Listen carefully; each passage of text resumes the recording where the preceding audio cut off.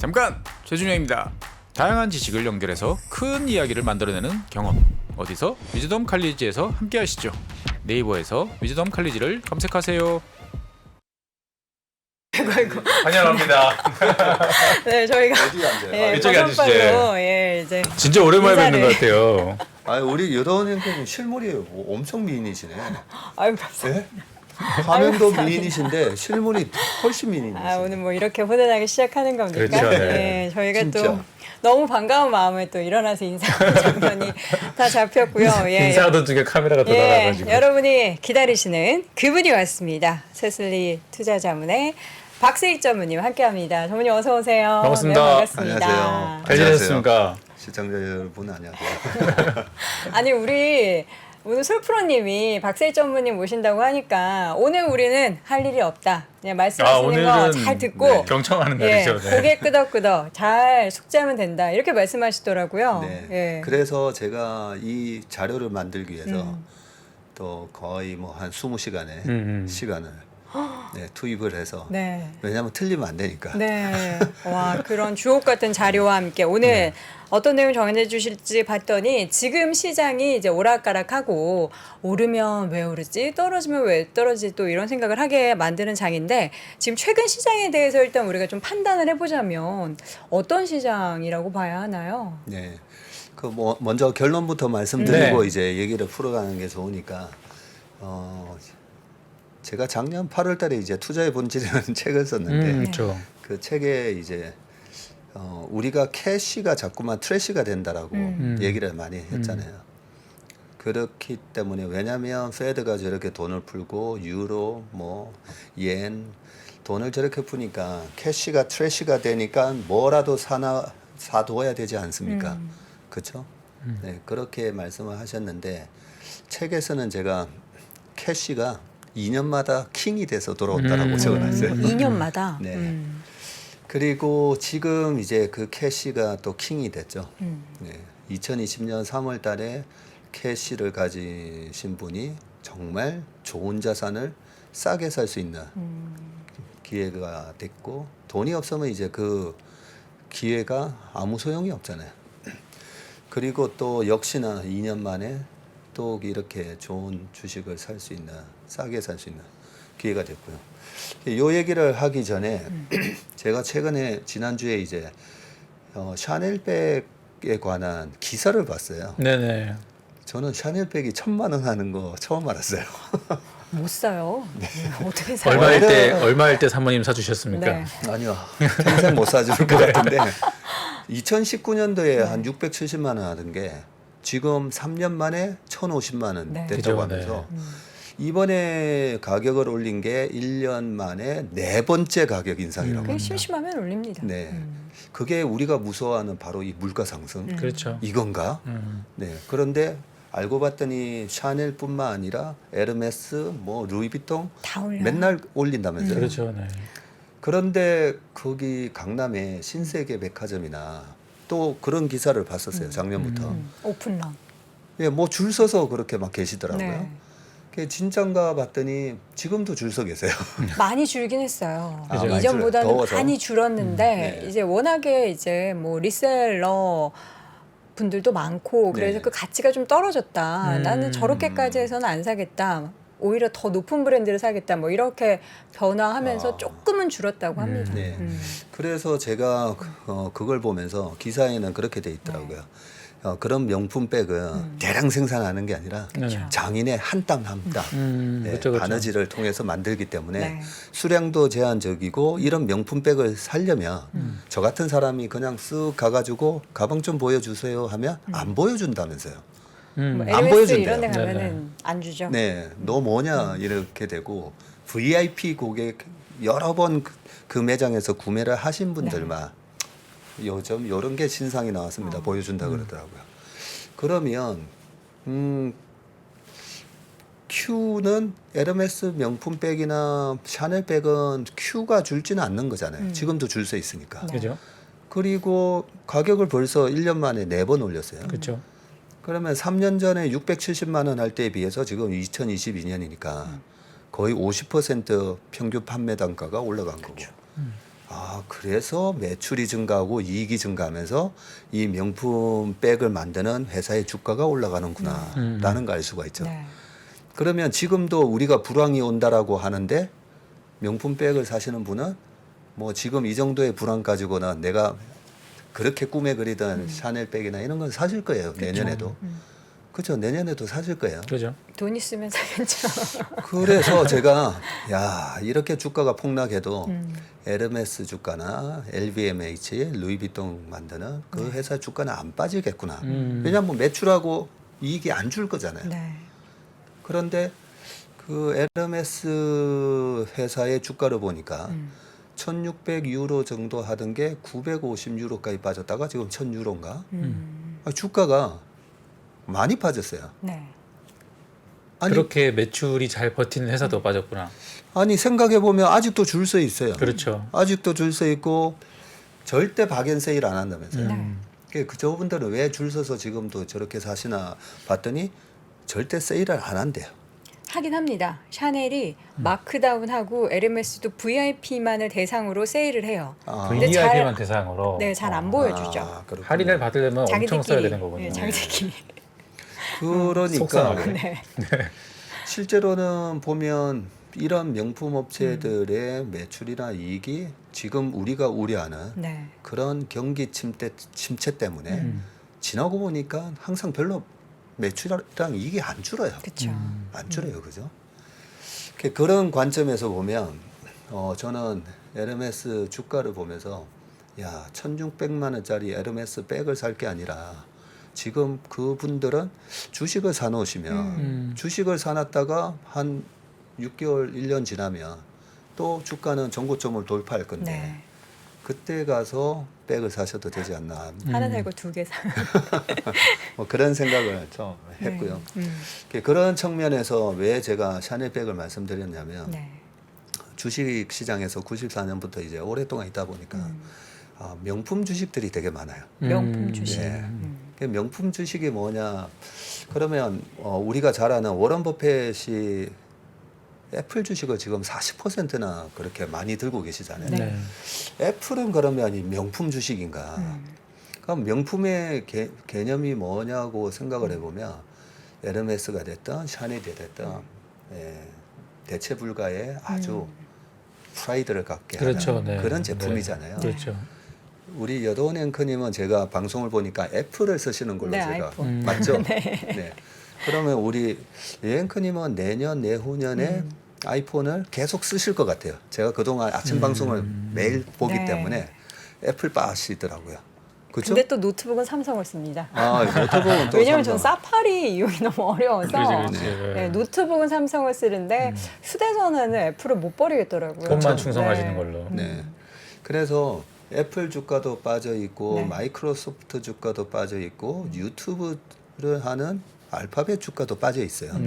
그러면 우리가 이 주식들은 명품 주식이가 아닌가 네. 우리가 생각을 해보면 명품 주식이에요. 왜냐하면 이거 아니고 나 유튜브 이제 안 볼래.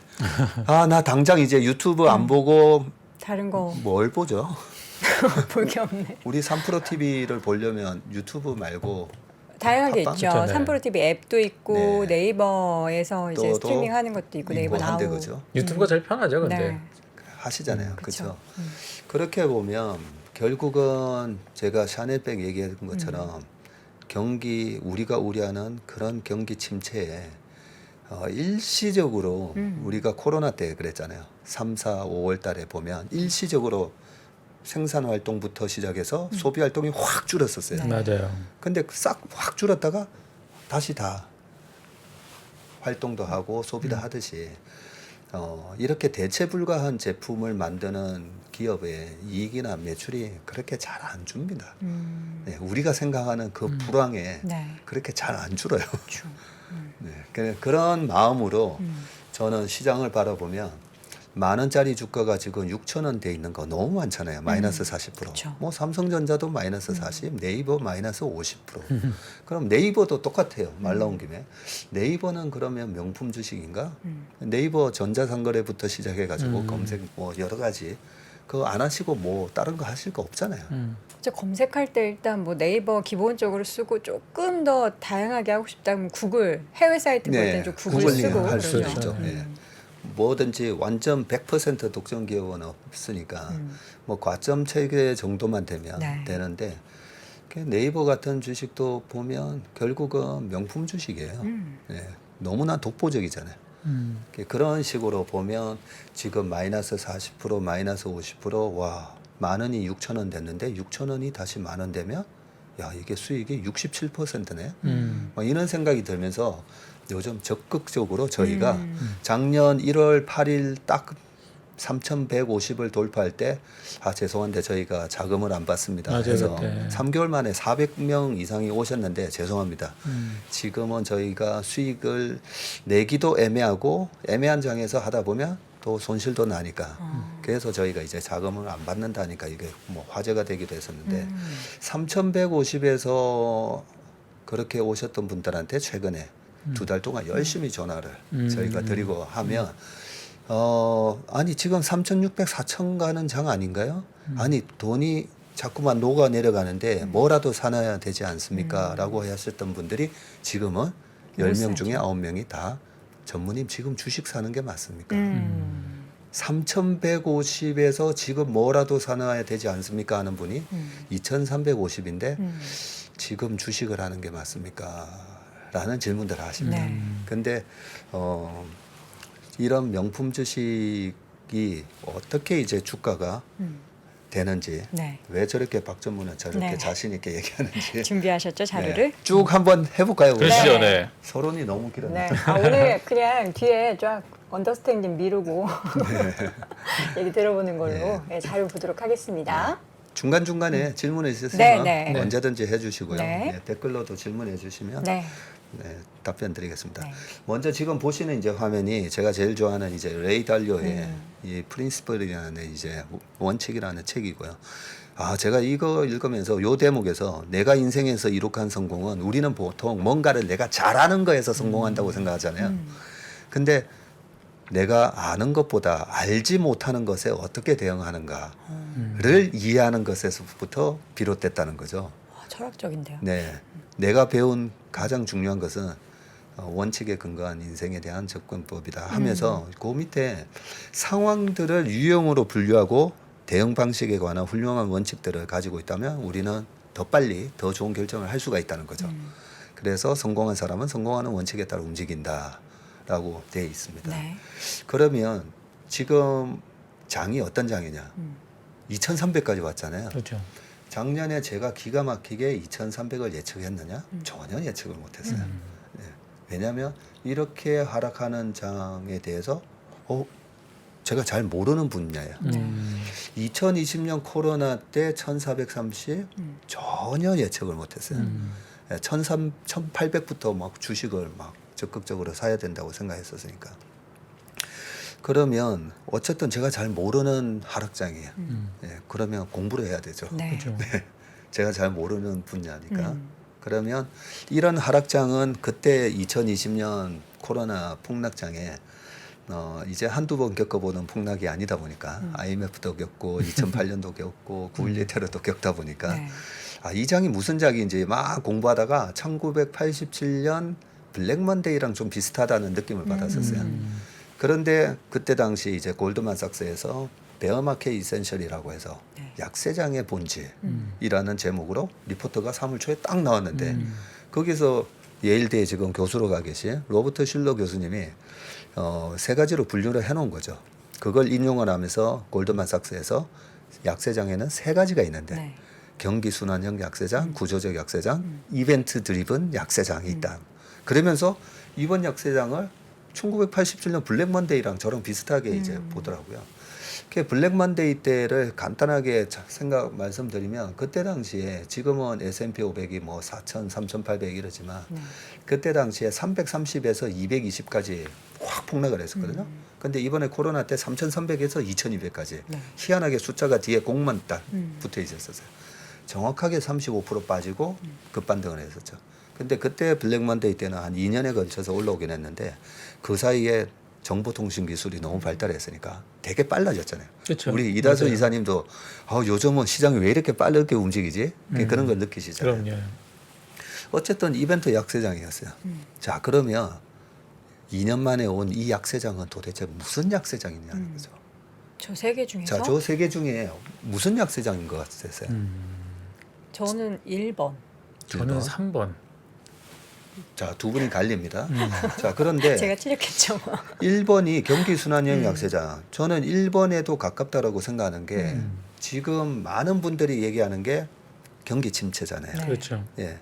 그래서 경기가 침체가 됐다가 붐이 됐다가 침체가 됐다가 그런 경기순환형 약세장. 오, 저도 거기 1번이라고 봐요. 근데 우크라이나 전쟁이라는 또 이벤트가 있었죠. 겹치고 거기다가 또 이벤트가 있어요. 페드의 공격적인 금리 인상. 그렇죠.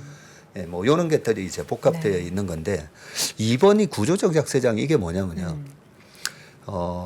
구조적 약세장은 시장이 50% 이상 빠지는 장이에요. 그렇죠. 왜 이렇게 빠지냐면 2008년도에 금융 위기 그리고 우리나라 IMF 때 시스템이 깨지는 네. 거죠. 그리고 닷컴 버블 때 엄청난 거품이 만들어지고 나서 그 거품을 만든 기업들의 혹독한 구조 조정을 거치지 않으면 이 구조적으로 해결이 안 돼서 네. 그때 2001년도에 엔론 사태 아시죠? 예. 대규모 회계 부정이 있었던. 네, 7년 연속 95년부터 세계적인 혁신 기업으로 선정됐던 기업이 회계 부정이었어요. 아니 에너지 기업인데 무슨 대단한 이런 IT 기술을 접목해서 계속 이익이 잘 나오는 거예요. 이야 대단하네. 엑스모빌보다 훨씬 낫네 했더니 회계 부정이었어요. 엔론 망하면서 2001년 2년도에 아서 앤더슨 컨설팅이라고 세계 3대 컨설팅 회계 펌이 망해버렸어요. 그냥. 그런 과정을 거치면서 닷컴 버블이 이제 무너지는 그런 모습이 있었었는데 어쨌든 구조적 약세장은 특징 중에 하나가 금융 시스템이 망가질 때 이런 50%가 이상 빠지는 장이 나와요. 네. 그래서 최근에 또는 2020년 코로나 때 시장이 여기서 더 빠지고 1100 정도 가야 된다. 아직까지 멀었다. 1400에서 1800, 1900 회복할 때 이게 말이 되느냐 하면서 한 번 더 빠져야 된다라고 얘기하셨던 분들의 논리는 시장을 구조적 약세장으로 보셨던 거예요. 거기서 이제 차이가 있는 겁니다. 그래서 제가 레이 달리오가 상황을 잘 유형별로 분류해서 네. 왜냐하면 비슷한 상황인데 이게 주인공이 바뀌어서 막 나타나다 보니까 우리가 이런 급락장이 오면 이게 무슨 약세장인지 몰라요. 그래서 이렇게 분류를 정확하게 해봐야 된다는 거죠. 네. 그래서 자 경기 순환형 약세장에다가 이벤트 약세장은 시장이 50%안 빠져요. 네, 결론부터 말씀드리면 경기 순환형 약세장 그렇게 많이 안 빠집니다. 정말인가? 자 그다음 한번 볼까요? 네. 자 지금 우리가 요즘 제일 많이 얘기하는 게 이거잖아요. CPI. 40년 만에 그렇죠. CPI가 네. 네, 1982년 12월 이후로 9.1% 그런 얘기 하잖아요. 그러니까요. 우리 주식 시장을 떨게 하는 이 고물가 CPI 40년 만에 최고. 그래서 우리가 항상 물가 얘기할 때마다 1차 오일 쇼크, 2차 오일 쇼크 그때를 얘기 많이 해요. 그리고 바이러스 사태가 생기잖아요. 항상 1917년, 18년도에 스페인 독감 얘기해요. 맞아요. 그래서 우리가 잘 알고 있어야 돼요. 과거를. 네. 그러면 이상하게 짝수에 희한한 일이 많이 생깁니다. 네. 경험적으로 보면. 경험적으로 보면 짝수해 조심하셔야 됩니다. 네. 그러면 1980년도에 4월 달에 14.8% 그죠? 네. 그리고 81년도 12월 이후로 처음이라고 하는데 9.6%. 와, 무시무시했구나. 네. 지금 빨간색으로 박스를 만들어 놨습니다. 일부러 보시기 편하게. 네. 10%에서 15% 구간이에요. 그럼 74년 1차 오일 쇼크 때도 보면 CPI가 거의 12%까지 올라가죠. 그렇죠. 와, 이렇게 무시무시한 물가 상승이 있었던 해가 바로 73년, 74년 그리고 1979년, 80년 이때입니다. 자, 그리고 한번 봅시다. 이렇게 되니까 지금 GDP 성장률, 인플레이션 그리고 실업률이 1970년부터 89년까지 어떻게 됐냐면요. 지금 밑에 빨간 줄 그 점선으로 쭉 0% 밑으로 보면 파란색 선이 GDP 성장률이거든요. 마이너스 들어가죠. 예, 우리가 리세션이 온다고 하면 2분기 연속 GDP가 마이너스예요. 그죠. 요때 보면 74년, 75년 마이너스 들어갑니다. 그리고 2차 빨간색 쇼크 때도 안 볼까요? 나오고. 빨간색 인플레이션 보면 12% 갔죠. 네. 그리고 연두색, 초록색 보면 실업률이에요. 실업률이 8% 넘어가죠. 무서웠어요. 그런데 더 무서운 게 이 연두색 제가 동그라미를 쳐놨는데 네. 1982년 요때는 실업률이 10% 넘어가요. 어쨌든 인플레가 꺾였을 당시인데 실업률은 이제 고점을 갱신한 거죠. 맞습니다. 인플레는 꺾였는데 빨간색 선 보면 인플레이션은 뚝뚝뚝 떨어지는데 원래 고용 지표가 약간 후행하다 보니까 예, 저렇게 10% 이상 넘어가고 밑에 보시면 파란색으로 두 번이나 리세션을 겪었어요. 1980년 1월부터 7월 그리고 1982년부터 81년부터 82년 11월까지 저렇게 GDP가 꺾입니다. 자, 그리고 우리 투자자들이 무서워하는 페드의 정책 금리잖아요. 네. 지금 자이언트 스텝, 뭐 빅 스텝, 뭐 말도 많은데 원빅 뭐 다양한 용어 와, 나오죠. 내년까지 뭐 4.1, 4.5 막 이런 얘기하니까 이 페드 레이트 이게 무서워요. 왜 무서우냐면 이 차트는 아주 자주 보셨을 건데 페드가 이렇게 금리를 올리면 저쪽에 이제 그레이 에어리어라고 하죠. 회색 선이 회색 지대가 바로 경기 리세션이 침체가 왔다. 왔죠. 경기 침체가 왔던 구간이잖아요. 페드가 저렇게 금리를 올리니까 역시나 74년, 75년 리세션이 왔고 80년도에 리세션 오고 그리고 82년 요때 왔었거든요. 그러면 이 페드 레이트가 얼마까지 갔었냐? 80년 4월 달에 18%, 81년도에 20%, 6월 달에 20% 쌍봉 저렇게 막 찍으면서 최고치 21.5%까지 무시무시했죠. 이 무시무시한 걸 한 사람이 누군지는 이제 다 아시죠? 네, 폴 볼커. 지금 사진에 보이시는데 키가 2m가 넘어서 금리를 공격적으로 올렸다는 그 네. 그래서 그때 당시에 볼커가 자기 키만큼 금리를 올렸다라는 그러니까요. 얘기를 합니다. 2m 3cm였었는데요. 레이건 대통령께서도 키가 크셨는데 저렇게 보입니다. 그러면 저렇게 이제 손을 흔드시는데 이 볼커가 언제 이제 그 취임을 하셨냐면 1979년 8월 달에 취임을 하세요. 네. 8월 달에 취임을 하자마자 금리를 저렇게 막 올려버렸습니다. 뭐 다 아시다시피 물가 잡으려고. 네. 자, 그 다음에 조금 더 볼게요. 자, 그러면 73년에서 75년 요 3월까지 리세션이 있었어요. 1차 오일 쇼크. 네. 야, 그러면 1차 오일 쇼크 때 이 다우 지수가 그러면 도대체 얼마 빠졌나라고 봤어요. 72년 12월 달에 1022였는데 73년 되니까 850까지 빠지면서 16% 빠지고 74년도에 27.5% 해가지고 고점 대비 한 40% 빠졌더라고요. 1차 오일 쇼크 충격. 근데 2년에 걸쳐서 40% 정도 조정받았네요. 그죠? 2년에 걸쳤어요. 별로 안 빠진 것 같은데요. 지금 최근의 시장을 최근 시장 보니까 그죠? 지수가 40이니까요. 네. 최근 저희 뭐 20~30%뭐 단기간에 6개월 만에 빠졌어요. 빠지고 그죠? 천천히 빠졌다는 그러니까 생각이 드네요. 이것만 보면 또 하나 더 재미난 게 있어요. 그 같이 보시면 75년도에는 다시 38% 올라가고 76년에는 17% 올라가면서 다시 다 회복해 버렸어요. 그러면 전무님 1차 오일 쇼크보다 아까 2차 오일 쇼크 그리고 그 무서운 폴 볼커가 이때는 없었잖아요. 그렇지. 금리 그렇게 막 안 올렸었잖아요. 아유, 그 폴 볼커가 있었던 1980년을 지금 우리가 얘기해야지. 1차가 말이 돼. 1차는 아니죠. 넘어갑시다 1차는. 1차 그러면 넘어가자고요. 자, 2차 오일 쇼크에 바로 저 또 폴 볼커가 나오는데 네. 정말 키가 네. 크시네요. 사진으로 옆에 보니까. 오른쪽에 계시는 분이 누구시냐면 바로 지미 카터 대통령이에요. 이 지미 카터 대통령이 77년도에 당선돼서 81년도에 재선에 실패합니다. 4년 단임하고 그냥 잘리셨어요. 그죠. 네. 그런데 이 지미 카터 대통령이 취임을 해서 2년째 되던 해에 이 폴 볼커를 8월 6일 날 연준 의장에 딱 취임시켰거든요. 딱 취임하자마자 금리를 무섭게 올려버려요.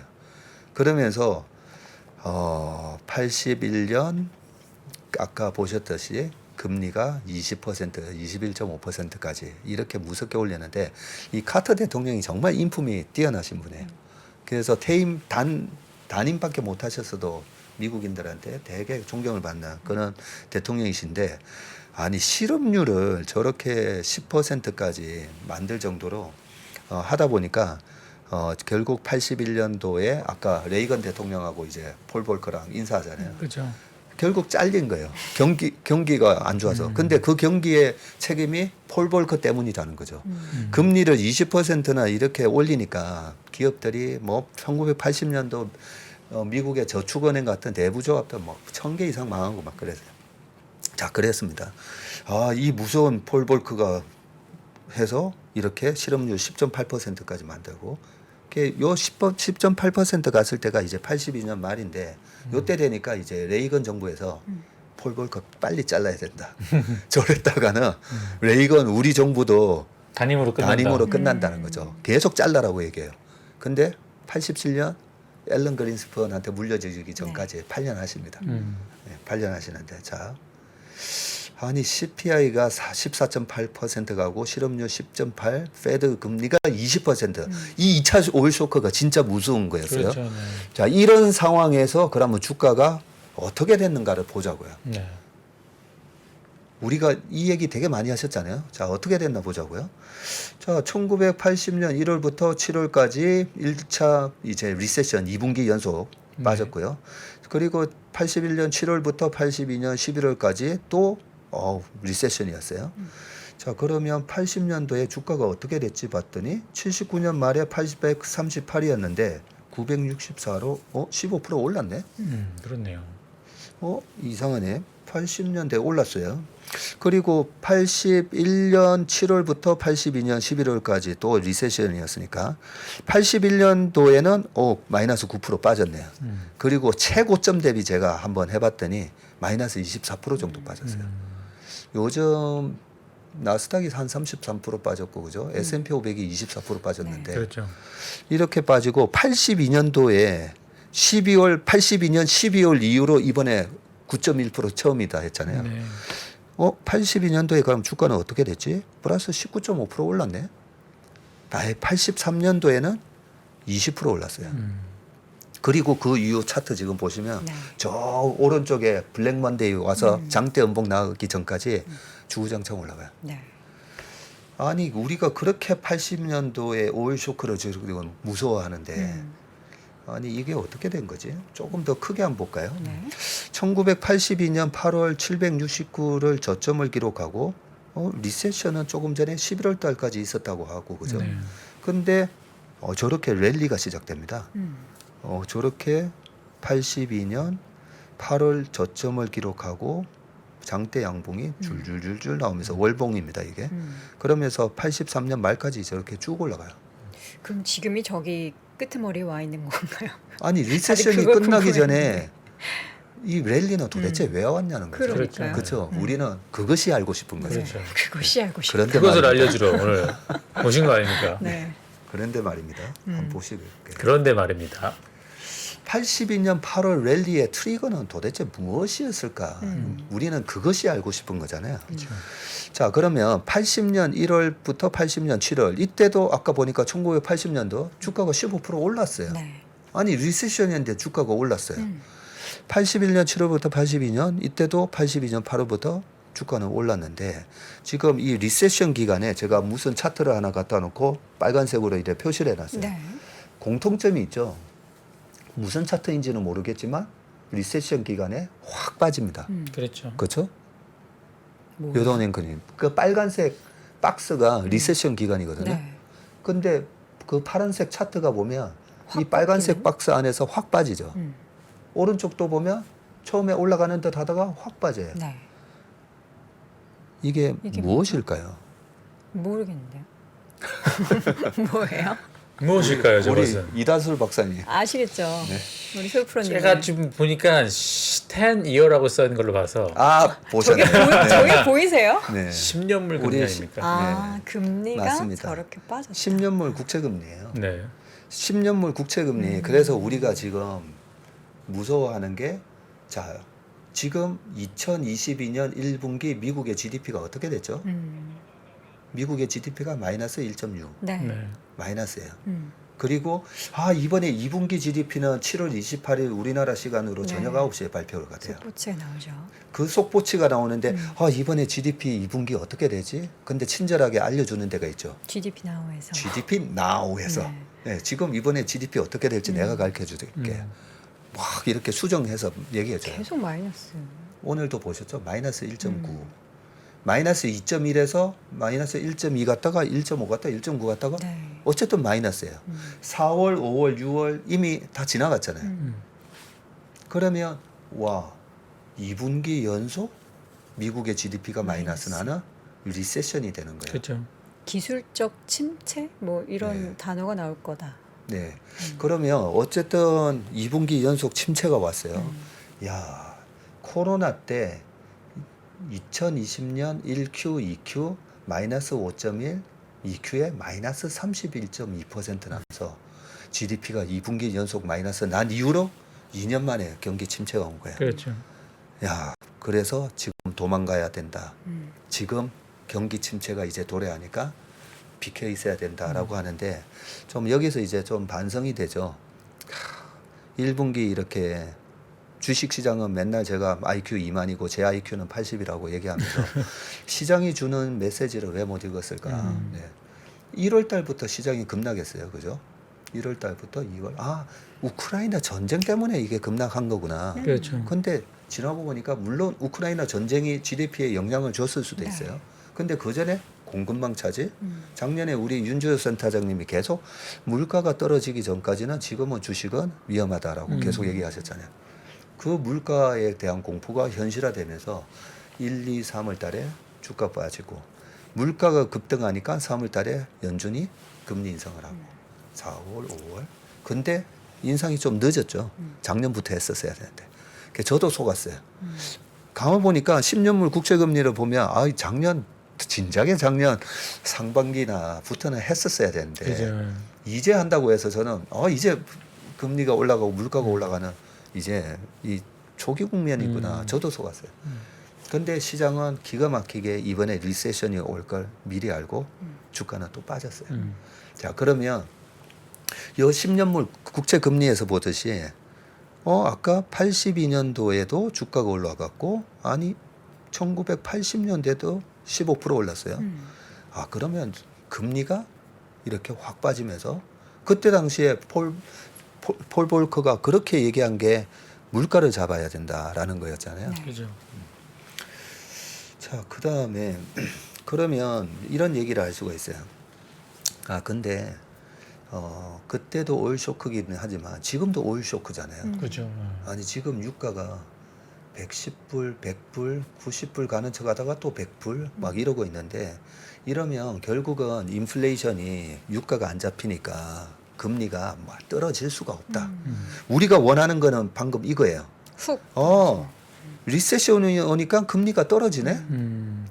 그래서 저는 제발 리세션이 왔으면 좋겠다는 거죠. 이번에 제발 2분기 GDP가 마이너스 제발 그대로 나왔었으면 좋겠어요. 기간이 짧게 지나가는 게 사실 차라리 투자자 그냥 입장에서는 매도 먼저 맞는 게. 그리고 리세션 기간에는 항상 저 10년물 국채금리가 빠지니까 10년물 국채금리가 왜 중요하냐면요. 모든 자산의 상대적 매력도를 결정하는 자산이에요. 왜냐하면 미국 국채니까. 그렇죠. 확정 픽스드 인컴 확정 수익인데 3%나 줘? 아니 S&P 500 평균 배당 수익률 1.8, 2.5 확실한 나는 그냥 국채하고 3% 말이죠, 받을래. 그죠? 이번에 주식으로 다들 투자하시면서 스트레스 많이 받으셨잖아요. 그렇죠. 나 변동성 이제 싫어. 그냥 확실하게 3% 주는 거 있으면 거기다 넣을래 하면서 최근에 특판 예금하니까 막 돈이 몰려갔어요. 그 정도로 이 10년물 국채금리가 모든 자산에 영향을 줘요. 부동산, 상가 그리고 주식까지. 그런데 10년물 국채금리가 코로나 때 0.5까지 빠지니까 네. 주가가 아니 실업률이 14.7%까지 가는데 주가가 계속 급등하죠. 상대적 매력도 거죠. 그 많은 돈이 페드에서 풀어준 돈이 우리나라로 안 왔어요. 안 왔는데도 왜 그렇게 막 사람들이 주식을 사고 그랬지? 주가는 왜 올라갔지? 왜냐하면 금리가 너무 싸니까. 그래서 이 금리가 빠져야 된다는 거죠. 그러면 다시 유가로 가서 아니 유가가 이렇게 올라가면 금리가 빠질 수 있습니까? 예, 그럴 수가 있는데 유가가 제일 많이 올랐던 때가 언제냐면 2008년 8월 달이었어요. 맞습니다. 예, 금융위기가 리먼 한참 진행 중이던. 터지기 전인데 금융위기가 한창일 때였어요. 맞아요. 예, 베어 스턴스가 1월 달에 망하고 메릴 린치, 뱅크 오브 아메리카, AIG 줄줄이 망하고 있는데 저렇게 눈치 없이 유가가 첫 번째 물음표 해놓은 저때 진짜 저기가 눈치 없었죠. 그러니까 146불까지 올라가요. 2008년 7월 11일 날 고점을 찍습니다. 그런데 결국은 2008년 경기 침체가 왔잖아요. 네. 경기 침체가 오니까 146불인 저 유가가 불과 6개월 만에 한 방에 갔죠. 6개월이 뭐예요? 5개월 만에 36불까지 빠져요. 146불에서 36불까지 급락해요. 왜냐하면 경기 침체니까. 수요가 그래서 사라진 거니까요. 경기 침체가 오는데 유가가 안 빠질 거다라고 얘기하는 거는 좀 말이 안 돼요. 경기 침체 오면 유가 빠집니다. 코로나 때 보세요. 마이너스 갔잖아요. 네. 예. 그 마이너스 31.2% GDP가 역성장하니까 마이너스 갔었잖아요. 그래서 지금 유가가 위에서 대롱대롱 걸려 있는데 지난번 4월 20일 날 제가 여기 아침 방송에 왔을 때 김동원 소장님이 유가 숏 어떠냐라고 얘기하셨을 때 제가 아직은 아닙니다라고는 말씀드리면서 제가 리그 카운트를 이제 말씀드렸어요. 시추공수. 예. 그때 요 지금 보시면 저 두 번째 물음표에 있었던 저 동그라미 타원 치놨던 그 부분이 2011년 차화정 장세 한창이었을 때 유가가 다시 36불 갔다가 2008년 말부터 2009년 10년도에 페드가 돈을 확 풀고 금리를 1%까지 낮추니까 또 헤지 펀드들이랑 이 투기적인 자금들이 유가로 가서 저렇게 유가를 끌어올려 놨어요. 마치 지금하고 되게 비슷해요. 머니터리 인플레이션인 거죠. 그런데 저렇게 2011년까지도 저렇게 올려놨을 때 저때 리그 카운트가 몇 개였냐면요. 1,500개가 돌아갔었어요. 1,500개가 돌아가다가 마지막 이제 동그라미 쳐놓은 2018년에서 19년도 경기가 이제 꺾이고 2018년도 연말에 페드의 금리가 2.25 하다가 이제 2019년도에 경기가 너무 안 좋아지니까 페드가 금리 내렸을 때 저때 유가가 보면 50불 근처 왔다 갔다 하고 있는데 저때 리그 카운트 수가 몇 개였냐면 850개. 그리고 코로나 때 170개까지 줄어요. 그래서 그때 당시에 셰일 업체들 이제 다 망한다. 그렇죠. 큰일 났다. 셰일 업체들 미국의 에너지 업체가 전체 GDP에서 차지하는 그게 한 5% 되는데 여기가 망하면 큰일 났다. 제2의 금융 위기가 온다라고 막 얘기했었던 거죠. 그런데 셰일 업체들은 별로 망하기는 계속 조금씩 망했는데 그래서 지금 리그 카운트 수가 몇 개냐면요. 600개가 안 돼요. 아직. 유가가 110불 왔는데 600개가 안 돼요. 그래서 제가 유가 숏은 조금 더 기다리셔야 된다라고 그때 말씀드렸을 때 그때가 512개 정도 했는데 정말 천천히 늘어나요. 그게 왜냐하면 얼마 정도 올라가야지? 장치 산업이니까 장치 산업이라서 그래. 한참 올라갈 때 1,600개였으니까 네. 중간 정도 쳐도 뭐 한 1,000개 정도는 넘어가야지 좀 뭔가 네. 그래서 늘어난다는 느낌이 2017년, 들겠죠. 18년 수준만 되더라도 최소한 800개 정도까지는 그러니까요. 늘어날 수가 있는 거죠. 그런 상황에서 자 제가 말씀드리려고 하는 게 2008년 146불 갔었잖아요. 네. 와, 저 때는 10년물 국채금리가 야 완전히 폭등했겠네. 왜냐하면 2000년 초에 유가가 15불, 20불 했었거든요. 근데 146불 갔잖아요. 와, 그러면 10년물 국채금리는 실질금리 플러스 기대 인플레이션, 지금 물가를 반영하니까 네. 저 때 야 10년물 국채금리가 폭등했나? 한번 볼까요? 네. 보시죠 한번. 네. 지금 10년물 국채금리에 1990년부터 지금 30년 차트를 보고 계시거든요. 여기서 유가가 급등을 언제 했었지? 1990년부터 2020년까지 지금 차트인데 2022년까지 네. 분명히 중간에 유가가 146불 갔었잖아요. 맞아요. 2008년에 네, 근데 10년물 국채 금리는 보면 고점이 계속 낮아지고 저점이 낮아지면서 계속 빠졌네요. 계속 빠졌어요. 1990년, 2000년, 그래서 첫 번째 물음표 있죠. 첫 번째 물음표가 146불 갔었던 네. 때예요. 그런데 그 전에 2000년 초에 20불이었는데 10불에서 20불 왔다 갔다 했었는데 그때보다도 10년물 국채 금리는 더 빠져요. 왜 그럴까요? 그거는 그것이 알고 싶다. 다음 편에 말씀드릴게요. 이것까지 설명하면 지금까지 나온 거에서 보면은 고유가 자체로만으로는 금리가 계속 올라가진 않았다 과거에. 않는다라는 거죠. 그러니까 우리가 너무 유가의 폭락이 오지 않는다고 하더라도 네. 금리 기준에서는 먼저 금리가 피크아웃한 현상이 나올 수도 있을 거라는 가능성을 말씀 주시는 거죠. 우리 이다솔 이사님은 제가 얘기하고 싶은 거 너무 그죠? 딱 정리 잘해주시죠. 명료하게. 아니 저는 뭐 늘 경청하기 때문에 전문님 말씀은 네. 네. 제가 말씀드리고자 하는 게 네. 바로 그 부분이거든요. 설사 여기서 리그 카운트가 아직까지 600개밖에 안 되니까 네. 597개 뭐밖에 안 되니까 유가가 계속 위에서 고공행진하더라도 과거 146불 지금 10년이 지났는데 물가 수준이 많이 올라왔는데 지금 110불이에요. 100불. 이걸로 여기서 금리가 4%에서 5% 가지는 않는다는 거죠. 자, 그걸 이제 기억을 하시고 네. 다시 또 넘어가 볼게요. 네. 자, 그러면 리세션이 그러면 이번에 기정사실화라고 보자고요. 기정사실화 됐으면 리세션을 전후로 해서 우리가 언제 주식을 사는 게 맞는지. 자, 그게 중요한 그렇죠, 포인트잖아요. 언제 주식을 사는 게 맞는지. 그러면 가장 최근에 리세션이 왔던 자, 코로나 때를 다시 한번 보자고요. 자, 코로나 때 1Q에 2월 달까지는 중국하고 우리나라까지 상륙을 해서 우리나라 시장이 하고 중국이 출렁했었죠. 네. 그러다가 회복하는 듯 했더니 3월 달에 미국, 스페인, 유럽으로 코로나가 확산되면서 주가가 박살이 나고 미국의 S&P 500이 그때 마이너스 35% 급락하는 그죠. 그때가 바로 2020년 1분기였고요. 그러면서 미국의 GDP가 마이너스 5.1을 기록해요. 네.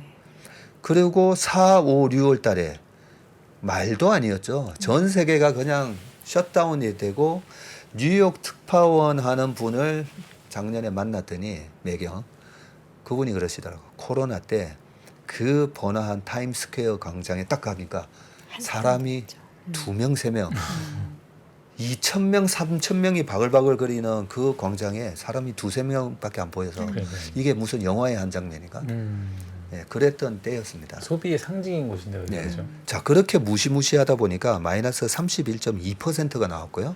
그런데 제가 오른쪽 차트를 갖고 왔어요. 오른쪽 S&P 500 월봉 차트인데 음봉이 3개 나오죠. 3월 달까지 밑으로 쭉 빠졌다가 3월 23일 저점을 찍고 난 이후로 월말까지 쭉 올라오다 보니까 밑꼬리가 쭉 달렸어요. 그리고 4월 달부터 5월, 6월, 7월, 8월 올라가는데 요때 그렇게 얘기를 하죠. 아니 메인 스트릿이 지금 박살나고 있는데 월 스트릿에서만 주가가 이렇게 올라가고 이게 말이 되느냐. 그죠. 그러면서 실제로 마이너스 31.2%가 이제 발표가 돼요. 자, 이렇게 발표가 되는데 주가가 아니 코로나 이전보다 이렇게 회복하는 게 말이 되냐. 그러면서 계속 안 된다 안 된다. 그때 제가 왜 나와서 지금처럼 이렇게 막 열내면서 얘기를 했냐면 내년도에 3,000포인트 가는 장이니까 네, 그런 얘기를 안타까워서 이제 말씀드리고 이 자리에서 이제 정 프로님, 이진우 프로, 김동완 소장이 있는 자리에서 5월달에 그랬죠. 우리는 코로나 이제 더 조사 안 하고 2008년 금융위기 이후에 2009년도에 시장을 주도했던 애플, 아마존이 140%, 170% 올랐는데 이번에는 그게 뭔가 우리는 그게 궁금하다. 그게 궁금하지 여기서 주가가 다시 한번 자빠졌다가 올라오고 그게 우리는 걱정거리가 아니다라고 하면서 이제 이번에 테슬라인 것 같다 뭐 이런 얘기를 했었는데요. 네. 요때 당시에 지금도 마찬가지예요. 저 코로나 이전을 빠르게 회복했던 것은 테슬라였고요. 우리나라도 결국은 그 테슬라 밸류 체인들이 올라갔고 그때 이제 BBIG부터 해서 이제 올라갔기 때문에 시간이 한 우리 이렇게 5분 남은 시간이 남은 건가요? 얼마 없네요. 그런데 뭐 아직 뭐 네. 예, 이제 뭐 다 했어요. 네. 네. 네, 다 했습니다. 네. 그래서 여기서 제가 말씀드리려고 하는 게 우리가 좀 확인하고 사고 싶잖아요. 네. 그렇죠. 확인하고. 네. 그때 저희도 똑같은 얘기 나왔었어요. 제가 너무너무 확인하고 싶죠. 네, 지금부터는 뭐가 주도주가 될 건지 그거 찾아라 했더니 우리 회사의 그 대리급 매니저가 전문이 그래도 코로나가 어떻게 되는지 확인하고 사는 건 어떻습니까? 정말 좋은 얘기잖아요. 그렇죠. 그래. 그거 정말 좋은 현명한 얘기다. 얘기인데. 그런데 아마 2,500에서 주식 사야 될 거다라고 얘기했어요. 확인하고 살려면. 근데 우리가 부동산을 사든 주식을 사든 정말 중요한 게 뭐냐면 싸게 사는 거예요. 그렇죠. 무조건 이것만 명심하시면 되는데 제 얘기가 아니고 존 템플턴이 그렇게 얘기했잖아요. 나는 이 세상에서 제일 비관적인 시장만 찾아다닌다. 왜냐하면 비관적이어야 싸게 살 수 싸니까. 있다는 거죠. 비관적이어야. 그래서 제가 왜 1980년 오일 쇼크를 가지고 왔냐면 우리가 그때를 지금 두려워하는 거잖아요. 그죠. 그때를 두려워하는데 아니 볼크가 있었던 시절에 아니 주가가 24%밖에 안 빠졌나? 왜 그랬냐 부분에 이제 금리하고 이런 걸 이제 말씀드렸고 사는 거는 GDP가 이번에도 지금 이제 미국 시장이 이렇게 반등을 들어오는 것 같잖아요. 그죠. 근데 확인하고 사고 싶잖아요. 네. 너무너무 확인하고 그 싶죠. 언제가 확인되는 거예요? 그러면 코로나 저 때도 보면 코로나 저 전 고점을 돌파했을 때도 다들 이게 말도 안 된다. 이게 말도 안 되는 상승이다라고 얘기하고 20년 말 21년 계속 올라갈 때까지 말도 안 되는 상승이라고 얘기했잖아요. 언제 확인이 되는 거예요? 그렇죠. 뭘 다 기준으로? 오르고 났을 때.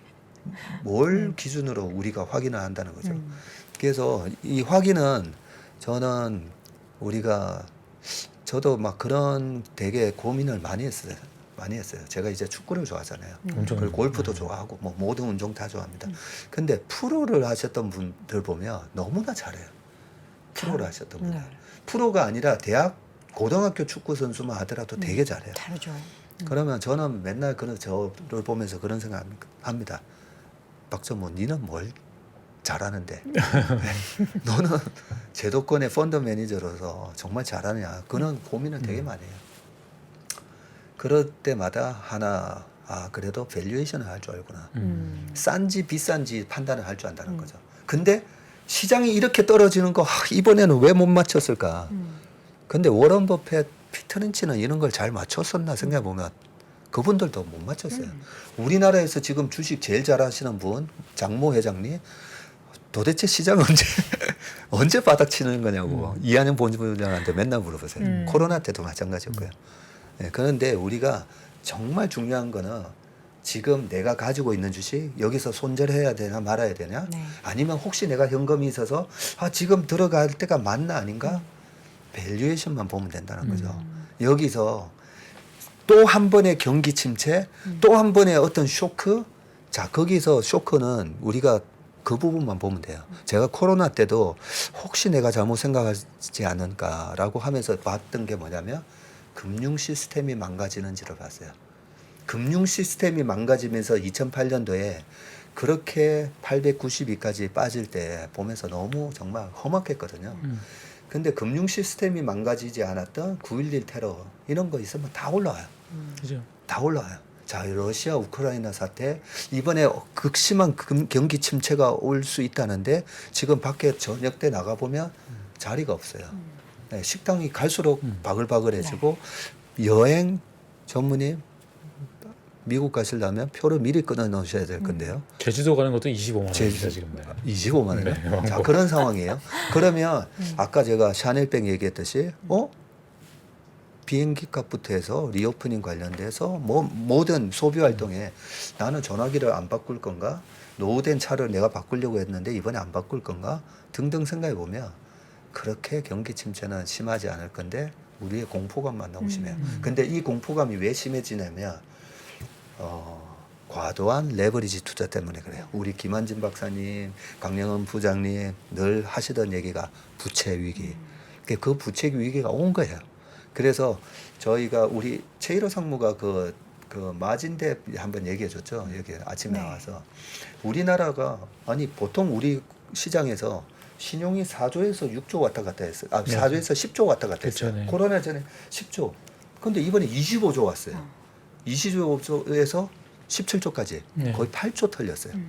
미국은 도대체 어느 정도 틀렸나 체크를 해보라고 해서 우리 재상무학 공부를 해보면 아니 미국이 이렇게 미국 사람들 원래 이제 부채 좋아하죠 원래 학교 다닐 때도 스쿨 론 받아서 그렇죠. 하고 집도 부채로 사고 집 부채고 모기지 카드도 할부고 카드 그다음에 차 살 때 오토론 전부 부채로 살아가는 사람들인데 주식도 1경 3천조 정도를 그렇게 부채로 투자를 한 거더라고요. 네. 보니까 1경 계산해 3천조.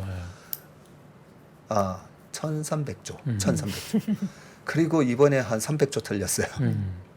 우리 시장 규모보다도 미국 시장 규모가 뭐 25배, 30배 더 크다라고 뭐 가정했을 때 부채 규모는 어마어마하게 커요. 그렇죠. 네. 우리 시장은 0.3%인데 미국은 거의 3% 정도가 부채로 매매를 했더라고요. 그러다 보니까 이렇게 하락할 때 이게 트리거가 되면서 마진콜이라고 하고 우리가 빅숏 영화에서 봤던 강제 매도가 나오는 게 그런 현상 때문에 시세가 우리 생각보다도 경기가 나쁘지 않은데 더 크게 빠진 게 과도한 부채로 너무 더 올랐던 그렇죠. 부분이었죠. 그래서 지금 이제 자 밸류에이션으로 끝을 내면 네. 코스피 밸류에이션은 얼마죠? 2,650이 PBR 1배라고 보면 지금 0.88 뭐 이러잖아요. 그렇죠. 0.9가 깨졌죠 네. 지금. 0.9가 깨지면 그냥 눈 감고 사는 겁니다.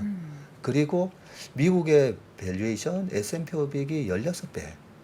16배? 얼마 전에 이 24배 막 갔었는데 16배. 다시 평균으로 수렴했어요. 네. 착해요. 근데 ROE가 뭐 23%, 4%? 그리고 아까 말씀드렸잖아요. 명품 주식들.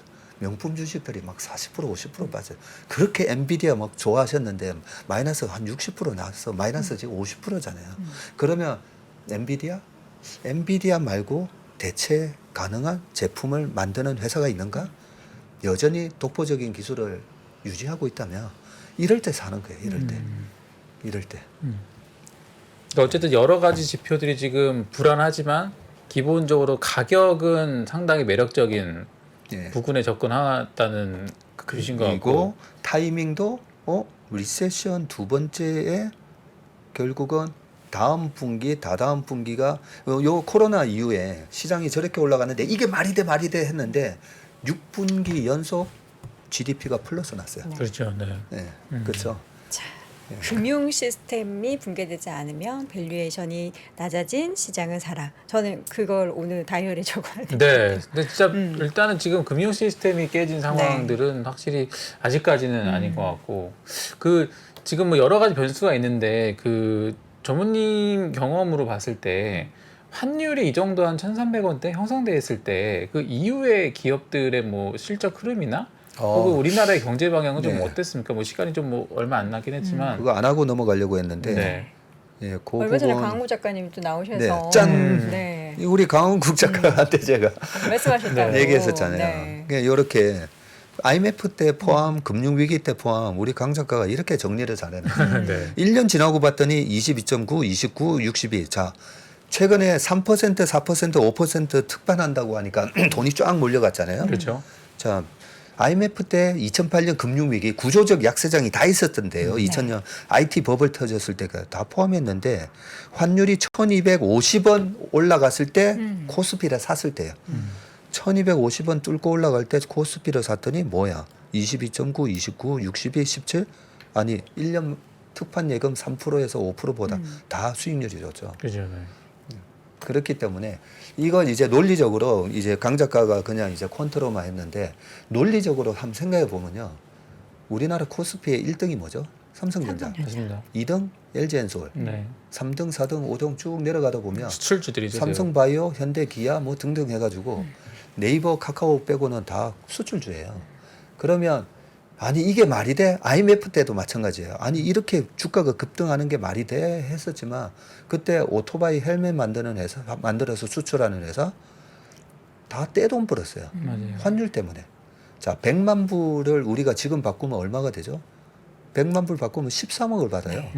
1,300원이니까. 그렇죠. 그러면 수출 기업이 1,100원일 때 수출을 100만 불을 하면 11억을 받는데 안전 자리에서 13억 2억을 더 받는 거예요. 그죠. 직원 임금이 똑같을 테네. 네.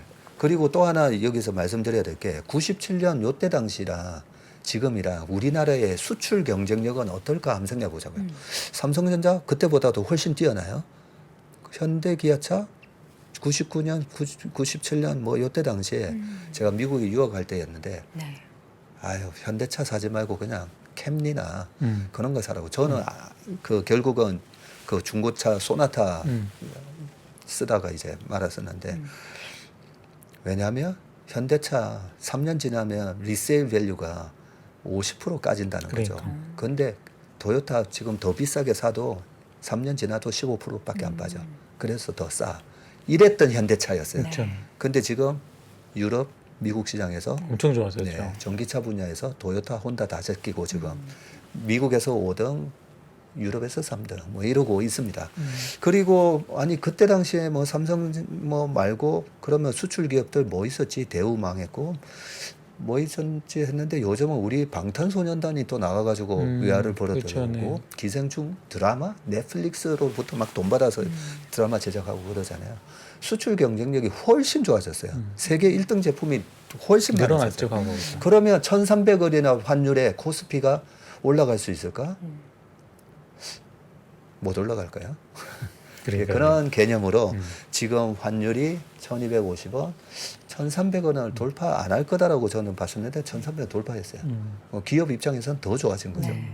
예, 그래서 이럴 때 펀더멘탈도 좋아진다는 거죠. 그죠. 그냥 이렇게 12개월 지났더니 다 수익 난 게 아니라 펀더멘탈이 좋아지면서 코스피 안에 있는 수출 대형주가 시장을 주도하면서 올라가게 돼 있다.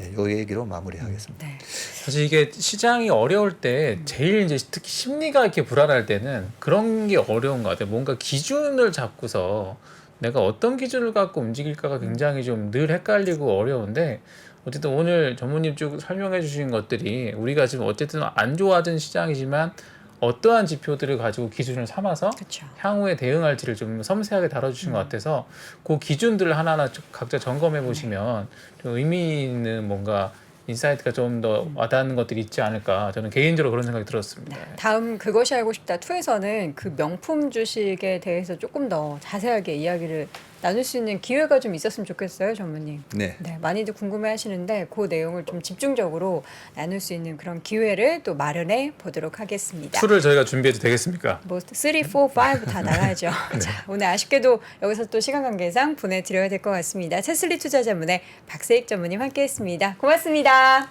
미국, 중국, 러시아 이런 나라들의 움직임에 대해서는 관심이 어느 정도 생겼는데 거기에서 우리는 과연 뭘까? 우리는 체스판의 말이 아니다라는 생각을 좀 해보면 좋겠어요. 어떻게 생각하세요? 우리 편 누굴까를 좀 더 고민할 수 있지 않을까 싶어요. 뒤집어 질문을 해보면 그러면 아시아에는 우리 친구가 있을까요? 제가 지구본 연구소 진행하면서 사실은 되게 마음에 걸리는 이만한 짐이 하나 있어요. 우리 옆에 있는 동남아를 내가 모른다. 우리가 처해 있는 아시아라는 지역을 자꾸 방관하고 유럽이나 미국의 어떤 시각에 맞춰가지고 그런 이제 개별적인 지식 이런 것들이 묶여가지고 큰 흐름들을 만들어내는 이야기, 그런 경험.